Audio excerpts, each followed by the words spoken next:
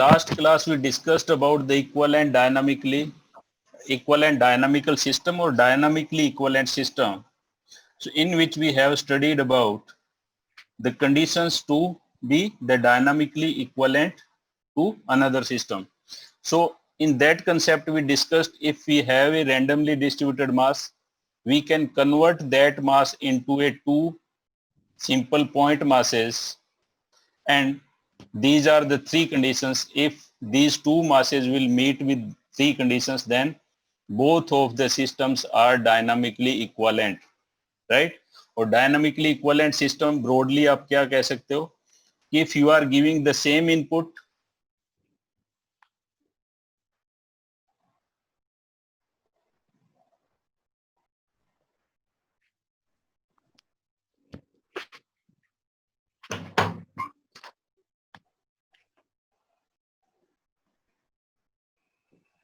yes Siddharth Arora, do you want to ask something?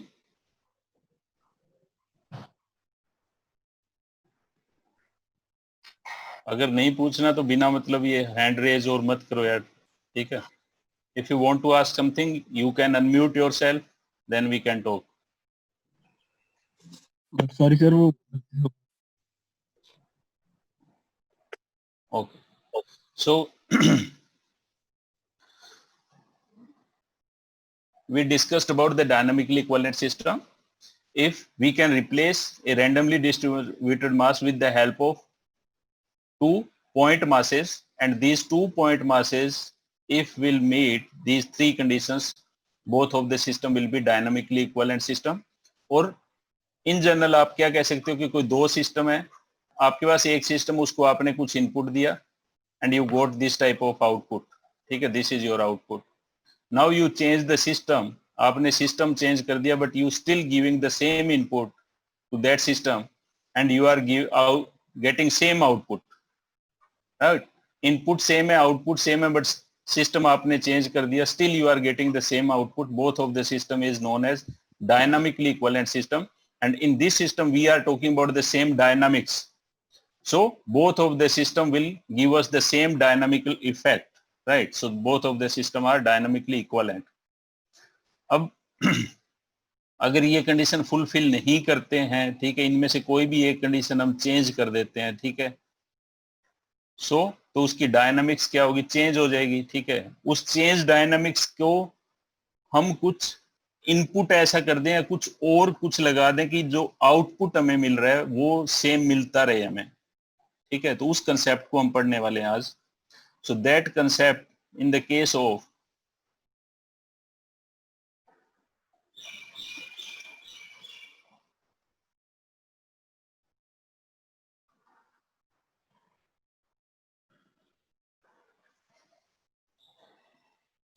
एक broadly मैं आप लोगों को बताता हूं पहले कि हम क्या करने वाले हैं, क्या, ठीक है? हम अभी जो कर रहे हैं, in this we are going to discuss the dynamic analysis of connecting road और inertia of the connecting road हम कंसीडर करने वाले हैं. पहले हम क्या कर चुके हैं कि जो क्रैंक शाफ्ट पे टॉर्क हमने निकाला, ठीक है, this was the piston, this was the connecting road and this is crank and this is crank shaft. तो क्रैंक शाफ्ट पे हमने जो टॉर्क निकाला यहाँ पे, वो किसकी वजह से निकाला? सिर्फ पिस्टन पे जो फोर्स लग रहे थे, पिस्टन पे क्या लग रहा था? पिस्टन एफर्ट लग रहा था, और पिस्टन एफर्ट का हमने थ्रू कनेक्टिंग रोड इस क्रैंक शाफ्ट पे कितना टॉर्क आता है और क्या इफेक्ट आता है, ठीक है? वो टॉर्क हमने निकाला है अभी तक. और इसमें हमने क्या करा, इसमें एफ पी हमने ये भी कंसिडर किया था, F P is equal to F G, inertia भी कंसिडर किया था, फ्रिक्शन भी कंसिडर किया था, इसका ग्रेविटी का इफेक्ट भी कंसिडर किया था, ठीक है? और हमने अभी तक जो कनेक्टिंग रोड है इसका जो मास होता है वो कंसिडरेबल होता है, उसका इनर्शिया इफेक्ट कंसिडर नहीं किया, right? So now we want to consider the inertia force of the connecting rod, ठीक है? और उसके लिए ये पढ़ेंगे हम. तो वो कैसे करेंगे वो पहले मैं ब्रॉडली आपको बताता हूँ, फिर ये समझाऊंगा वन बाय वन, तो आपको समझ में आ जाएगा. हमने ये डिस्कस कर लिया कि ये कनेक्टिंग रोड है. Now we are going to replace this connecting rod with its dynamically equivalent system. तो dynamically equivalent system में हम क्या करेंगे, ये इसका G है, ठीक है, एक पॉइंट A ये हो गया, suppose this is your B point. तो हम क्या करने वाले हैं, इसका जो टोटल मास है उसके दो पार्ट में डायनामिकली इक्विवेलेंट सिस्टम के 2 पॉइंट मास बनाते हैं हम। So we are going to replace this system with the help of 2 point masses, right. तो हम क्या करेंगे, एक मास को यहां पे रख देंगे ऑन द पिस्टन पिन, ठीक है। तो ये मास अब क्या करेगा, पिस्टन के साथ साथ रेसिप्रोकेट करना स्टार्ट कर देगा, राइट। दूसरे मास अब अगर इसका निकालें हम, तो हो सकता है वो मास कहां पे आए, यहां पे इस प्लेस पे, this is M2, right, and this distance is L2. Now this 2 point mass system is dynamically equivalent system of the connecting rod, ठीक है। बट अगर इस मास को हम यहां रखते हैं क्रैंक पिन से इतना ऑफसेट पे, ठीक है, तो उसका कोई मतलब नहीं निकलता, हमारी चीजें इजी नहीं होगी। तो हम क्या करेंगे कि इस मास को यहां से उठा के यहां ले आएंगे, okay, and will place this mass M2 at this place, will place M2 at this place. अब क्या होगा, L2 हो गया, वो इंक्रीज हो गया, ठीक है। अब L2 इंक्रीज हो गया तो कुछ चीजें हैं वो मैच नहीं करेगी, जो आपकी कंडीशंस थी फुलफिल हो रही थी, ठीक है, वो चीजें यहाँ पे मैच नहीं करेगी। वो मैच नहीं करेगी तो ये सिस्टम, जो नया सिस्टम आपका बना, यहाँ पे एक मास यहाँ पे और दूसरा मास यहाँ पे, this is not a dynamically equivalent system of the connecting rod. So to match the dynamics of both of them, we have to apply some extra force or extra torque, right? So वो हम पढ़ने वाले हैं, और वो जो torque extra लगाएंगे उसको हम क्या बोलते हैं, टॉर्क और कपल हम लगाने वाले हैं extra, to match the dynamics of both of the system. So that torque will known as correction couple. हम क्या करेंगे, जो डिस्टरबेंस हुआ था इसकी डायनामिक्स में उसको करेक्ट करेंगे किसी कपल के थ्रू। सो दैट करेक्ट करने वाला जो कपल होगा, that is known as correction couple, okay. So ये हमारी थीम रहेगी आज के लेक्चर की। सो अब हम स्टार्ट करते हैं। When the two masses are placed arbitrarily, then the conditions 1 and 2 of the dynamically equivalent system will only be satisfied. हम arbitrarily कोई भी दो मास रख लें तो M1 plus M2 is equal to M, ठीक है, सेटिस्फाई हो जाएगा। दूसरा हम ये भी सेटिस्फाई कर सकते हैं, M1 L1 is equal to M2 L2, right. आपने मास को ऐसे एडजस्ट कर लिया कि सेकंड कंडीशन भी आपकी सेटिस्फाई हो रही है, राइट। बट जो थर्ड, अगर यहाँ पे आपने जैसे ही L2 को चेंज किया, ओके, सो इसका जो I होगा वो क्या हो जाएगा, वो चेंज हो जाएगा, ठीक है। बिकॉज अगर इस सिस्टम में भी पहले आप देख रहे हो M1 L1, अगर इसका I आप निकालो तो क्या आएगा, M1 L1 square plus M2 L2 square, right, is equal to I। और जो ये L2 आपने जो नया L2 प्राइम लिख देते हैं, इसको नया L2 प्राइम अगर यहाँ पे आपने क्रिएट कर दिया तो ये L2 prime is greater than L2, right. So ये जो I होगा, यहाँ पे L2 प्राइम अगर आप रखते हो तो ये I भी इंक्रीज हो जाएगा, ठीक है। सो इस I इंक्रीज होगा तो क्या होगा कि T equals to I alpha होता है आपके पास, T is equal to I alpha, right. So I increase होगा तो क्या होगा, ऑब्वियसली T तो इनपुट दिया हुआ है आपने, दिस इज इनपुट, राइट। तो इनपुट तो सेम रहेगा डायनामिकली इक्विवेलेंट सिस्टम में। सो अगर I इंक्रीज करते हो तो then this alpha will decrease, right. और अल्फा डिक्रीज होगा तो so you can say this system is not dynamically equivalent system, because alpha दोनों सिस्टम का सेम नहीं है, right. So to just increase the alpha, alpha को increase करने के लिए हम क्या करेंगे, एक्स्ट्रा T लगा देंगे, ठीक है। T कुछ एक्स्ट्रा और हम लगा देंगे hypothetically, just to increase the alpha and to match the value of previous alpha or original alpha. So this couple is known as correction couple. अब वो कैसे लगाएंगे, किस डायरेक्शन में लगाएंगे, वो हम कंसीडर करने वाले हैं, right. So consider the two masses, one at point A, हमने एक ले लिया कि एक मास यहाँ पे रखा हुआ है, one and A and the other at D, दूसरा मास कहाँ पे रखा हुआ है, इस डी पे आपने पुट कर दिया यहाँ पे, right? Now let L3 distance of the mass placed at D from G, ये इसका सेंटर ऑफ ग्रेविटी था, ठीक है, and this is L3 and L1 is the new mass moment of inertia of two masses. पहले जब A और B पे तो हम निकाल चुके हैं, पिछली क्लास में हमने कंसीडर किया था कि A और B पे रखते हैं तो आपका I आ जाता है, ठीक है, और वो क्या होगा M1 L1 square plus M2 L2 square, right. अब जब आपने L3 L2 की जगह L3 कर दिया, new mass moment of inertia आपके पास क्या गया I1 and that would B M1 L1 square plus M2 L3 square, right, और MA या MB जो भी आप लिख रहे हो यहाँ पे। So this is the new mass moment of inertia and the K1 is the new radius of gyration.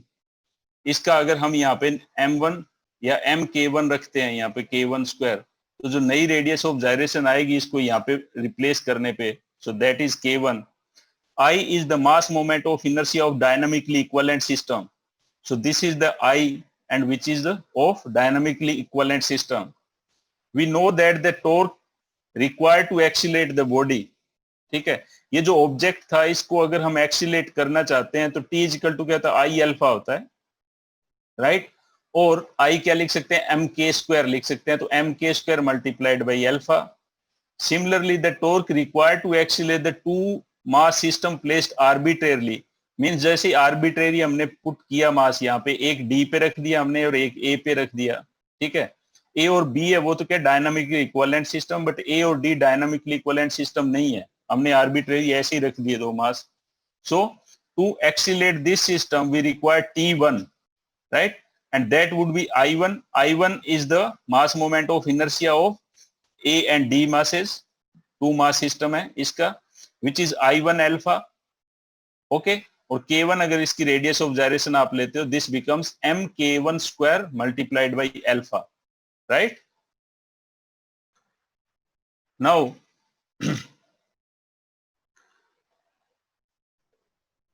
this is T is equal to I alpha MK square alpha. Now the torque required to accelerate the two mass system placed arbitrarily is this one, ये हम discuss कर चुके हैं। Difference between the torques required to accelerate the two mass system and torque required to accelerate the rigid body, ठीक है।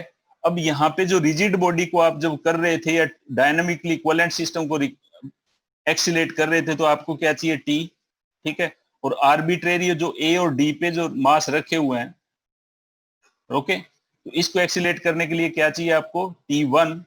So difference is MK1 square alpha minus MK2 square alpha, right? So this is the difference, और इतना आपको extra चाहिए जैसे ही आपने arbitrary मास को रखा है यहाँ पे, so you required this much of extra torque to get the same acceleration. So this is the difference MK1 square, और इसको हम यहाँ से M कॉमन ले लेते हैं तो K1 square minus K square multiplied by alpha.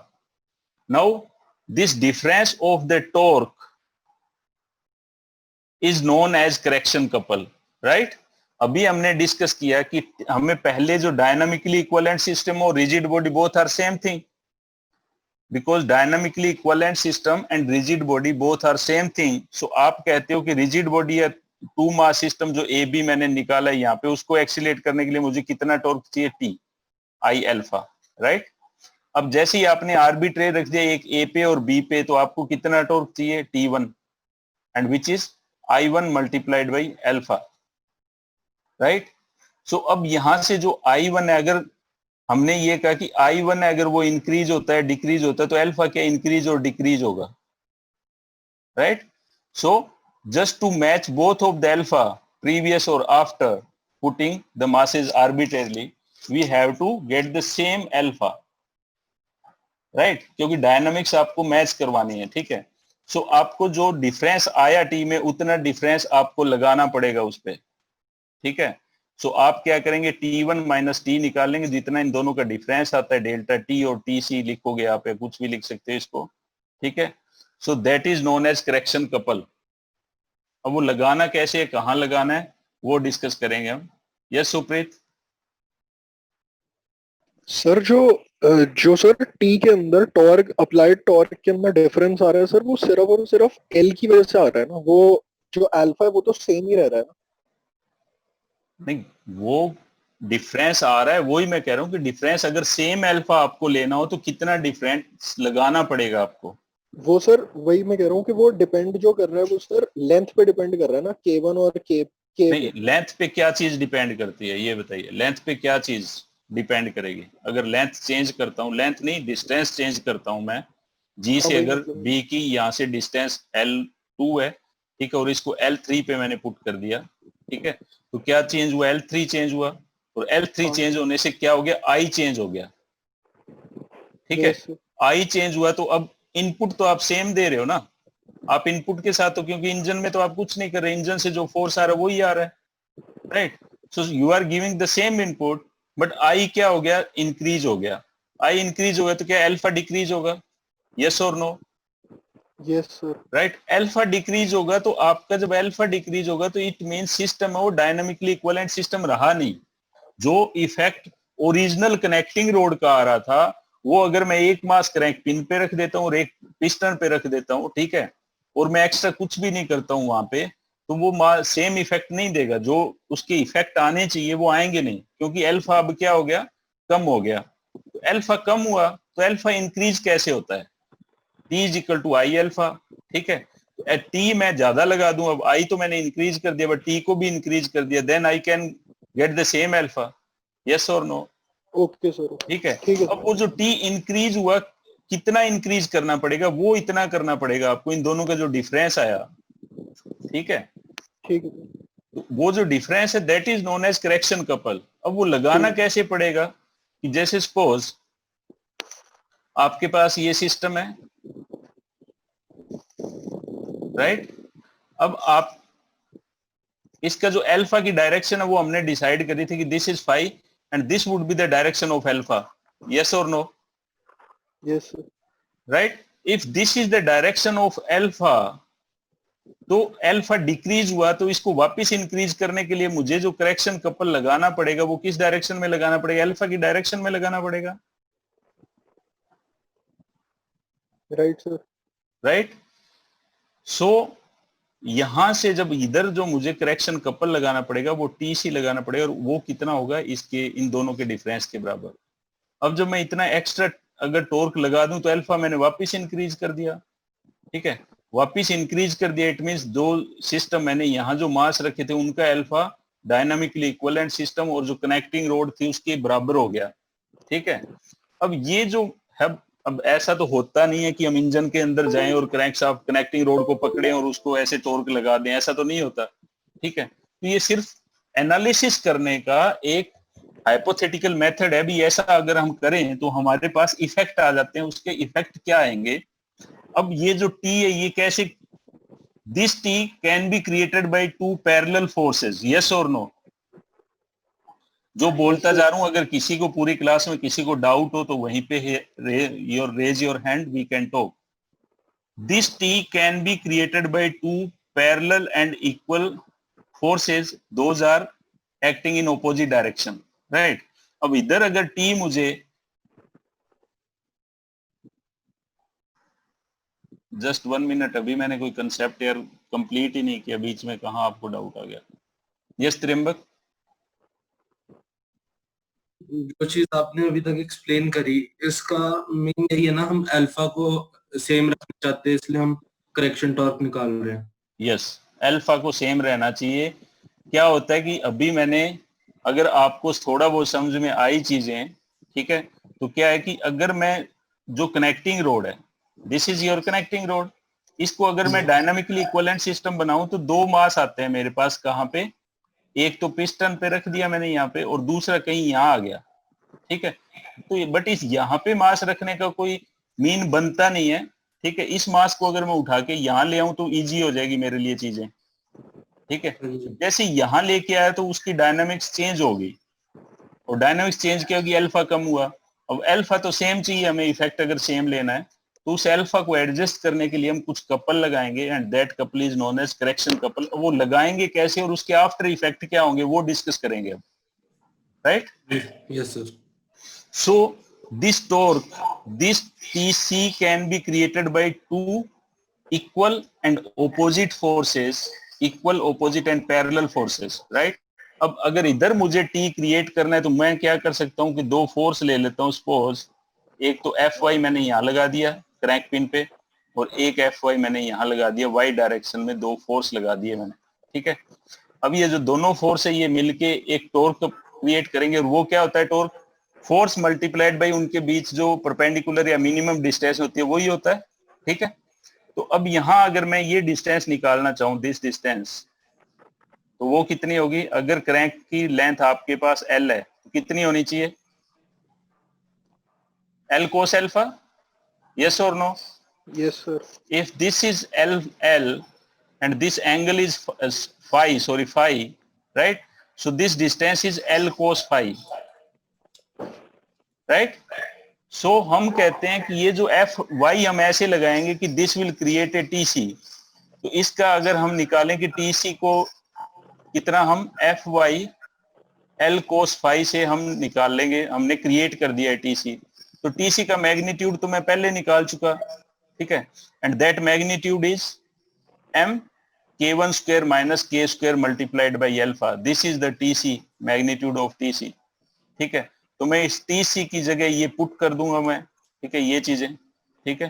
तो यहां से मैं इस TC को रिप्लेस कर सकता हूं, m k1 square alpha minus m k square alpha is equal to this Fy cos phi। तो Fy L cos phi, तो L cos phi तो नॉन क्वांटिटी है, तो मैं Fy की वैल्यू निकाल सकता हूं, राइट? निकल जाएगी। किसी को कोई डाउट है पूरी क्लास में तो बताइए। Fy निकाल सकते हैं हम? मुझे पता है आप निकाल लोगे, ठीक है। अब ये Fy आपने निकाला, तो ये Fy तो क्या क्रैंक शाफ्ट पे कुछ भी इफेक्ट नहीं डालेगा, ठीक है। ये तो क्या करेगा, यहाँ पे जो वॉल थ्रस्ट है उस पे कुछ इफेक्ट आएगा इसका, तो वो छोड़ दीजिए आप उसको। अगर कोई पूछेगा तो हम Fy और ऐड कर देंगे उसमें। बट यहाँ पे जो क्रैंक है, क्रैंक शाफ्ट है, उस क्रैंक शाफ्ट पे this Fy will create some effect, right? और वो इफेक्ट कितना होगा? अगर ये एंगल थीटा है आपके पास and length of the crank is r, ठीक है, तो torque created by this Fy because of this Fy on the crankshaft is equal to Fy multiplied by this distance, and this distance is r cos theta, right? तो ये पता है मुझे। तो यहां से मैं ये कह दूं कि because of the correction couple, जो करेक्शन कपल आया उसकी वजह से जो फोर्स Fy आया, ठीक है, तो उसकी वजह से T because of correction couple on crankshaft कितना आ जाएगा? Fy multiplied by r cos theta, yes or no, right? Yes, sir. आना चाहिए r cos theta, this is r cos theta।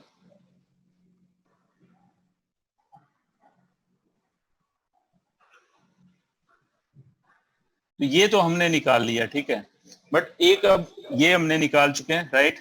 अब यहाँ पे एक मास आपने M2 भी रखा था, यहाँ पे एक मास रखा था हमने, आपको पता है, ठीक है।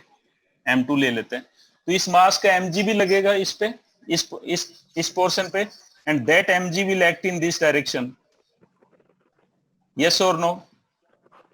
Yes, sir. mg, m2g, right? So this m2g is acting in this direction, and this will also create some torque on the crankshaft, right? And that torque would be m2g multiplied by r cos theta, right? So third जो torque आएगा या जो torque आएगा because of mass on crank pin, that would B m2g multiplied by r cos theta, right? अब जो crank पे कितने torque आ रहे हैं, और एक जो टॉर्क क्रैंक पे आ रहा था वो क्या आ रहा था, जो Fp हमने निकाला, Fp piston effort, and because of that piston effort हमने Fc निकाला, force in the crank shaft, and that Fc was resolved into two components. One was Ft tangential and that was Fc sin theta plus phi, ठीक है। ये starting के lecture में हम कर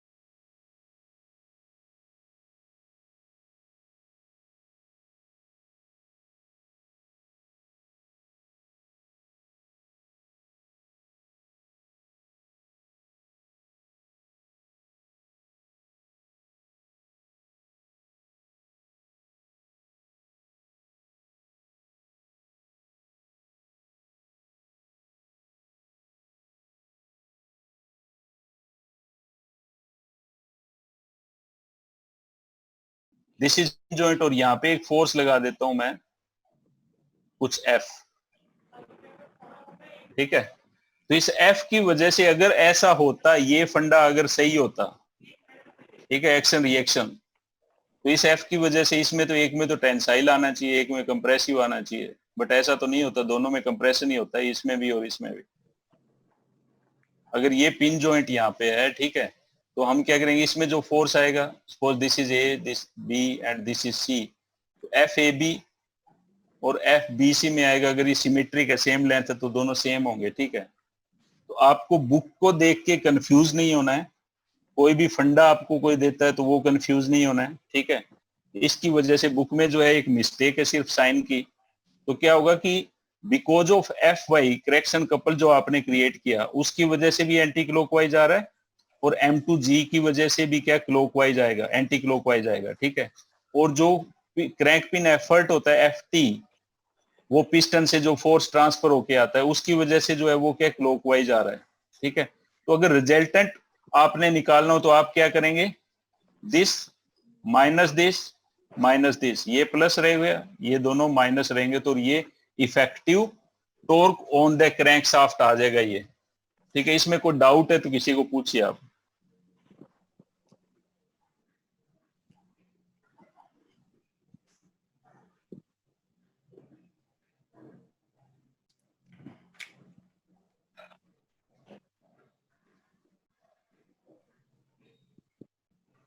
yes Manoj. Sir ये जो आपने लेफ्ट में दोनों पॉइंट डिस्कस किए हैं, सर ये दोनों ही तो सही हो सकते हैं। वही तो कह रहा हूँ, फिर करो ना सही, कैसे होगा। सर मतलब अगर ऊपर वाला पॉइंट देखें, जो ऊपर वाला पॉइंट आपने बताया कि सर जो नीचे की तरफ फोर्स लग रहा है क्रैंक के ऊपर, तो सर वो तो सर तब होगा जब हम M2 को और क्रैंक को एक बॉडी कंसीडर कर लेंगे। और सर क्रैंक पिन पे मास रखा हुआ है, क्रैंक पिन पे, तो उसको कैसे कंसीडर करोगे आप। सर वो तो हम लोग देख रहे हैं, वैसे चेक करेंगे ना कि फोर्स हम लोग किसके ऊपर देख रहे हैं या टॉर्क किसके ऊपर देख रहे हैं। अगर जो नीचे वाला केस है, पे नहीं तो किस पे देख रहे हैं हम अभी, यहाँ पे क्रैंक शाफ्ट पे देख रहे हैं। हाँ जी सर, क्रैंक शाफ्ट क्रैंक और शाफ्ट M2 दोनों पे, हाँ वो सर दोनों की वजह से देख रहे M2 हैं। पे नहीं, क्रैंक शाफ्ट पे इस M2 के इफेक्ट निकालना है मुझे। हाँ जी सर, तो फिर ऊपर वाला Yes. ठीक होना चाहिए। Because of this M2, I want to find out the effect on the crankshaft. Yes sir. Right? हम्म। ये अगर आप लोगों को ये समझ में आ गया है तो थोड़ा सा ठीक है भी, पहले डायनामिकली इक्विवेलेंट सिस्टम बनाएंगे, फिर उस